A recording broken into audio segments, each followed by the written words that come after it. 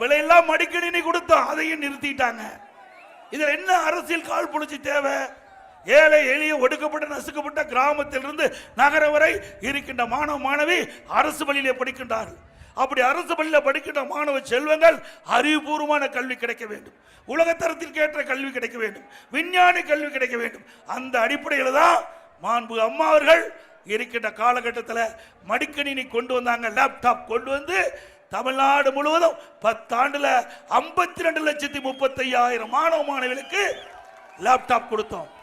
அதற்காக அண்ணா திமுக ஆட்சியில் 7,300 கோடி நிதி ஒதுக்கீடு செய்யப்பட்டு நம்முடைய மாணவ செல்வங்கள் அறிவுபூர்வமான கல்வி கிடைக்கக்கூடிய சூழ்நிலையை உருவாக்கி தந்த அரசாங்கம் அண்ணா திமுக அரசாங்கம்.